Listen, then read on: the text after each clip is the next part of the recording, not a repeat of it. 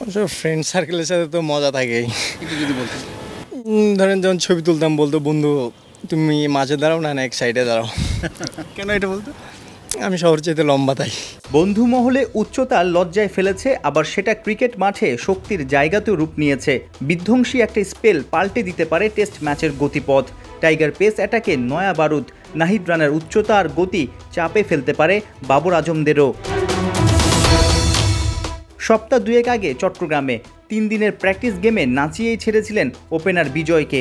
একের পর এক শর্ট ডেলিভারি, এই টাইপের বোলিংয়ে ব্যাটাররা ঘাবড়ে যায় দ্রুতই।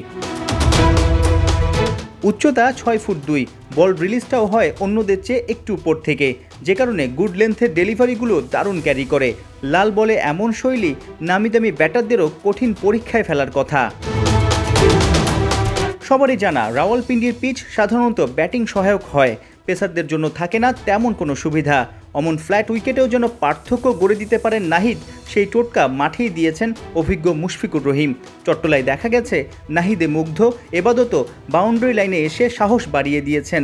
পাকিস্তানের মাঠে শর্ট লেগ আর লেগ স্লিপে ফিল্ডার রেখে গতি আর বাউন্সটা ঠিকঠাক দিতে পারলে নাহিদই হতে পারেন ক্যাপ্টেন শান্তর তুরুপের তাস। আমার লক্ষ্য থাকবে একটাই, যে আমি যদি 11-এর সুযোগ পাই তবে আমার টিমকে আমার বেস্টটা দিব এবং আমার টিম যেটা আমার কাছে চাই সেটা দেওয়ার চেষ্টা করব। গেল মার্চে শ্রীলঙ্কার বিপক্ষে সিলেটে টেস্ট অভিষেক হয় এই পেসারের। পয়লা ম্যাচে এই সামর্থ্যের জানান দেন, 2 ইনিংস মিলিয়ে 5 উইকেট তুলে নেন। তার গতি, এগ্রেশন, বাউন্স স্বপ্ন দেখায়। জাতীয় দলের হয়ে প্রথমবার বিদেশ সফর, যদিও তার জন্য বড় চ্যালেঞ্জ লম্বা স্পেল করাটা। ফিটনেস ঘাটতির কথা শোনা গেছে।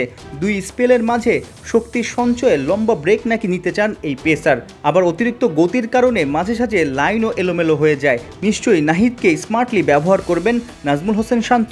আমি যেহেতু জোরে বল করে, দেখেন ব্যাটের কাঞ্চিতে লেগে অনেক সময় বাউন্ডারি 2-3টা বাউন্ডারি হয়ে যায়। সো রান এটা ধরেন ইয়ার উপর ডিপেন্ড করে, সিচুয়েশনের উপর ডিপেন্ড করে। বয়সটা কেবল 21, বছর 4 আগে শুরু করেন ক্রিকেট বলে খেলা। 2023-এর বিপিএলে 150 কিলোমিটারে বল করেই আলোচনায় আসেন। এরপর বছর খানেকের মধ্যেই টেস্ট ক্যাপ মাথায় ওঠে।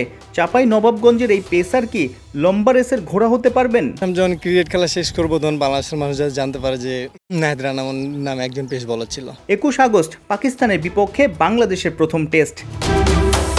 সাইফুল রূপক, 71।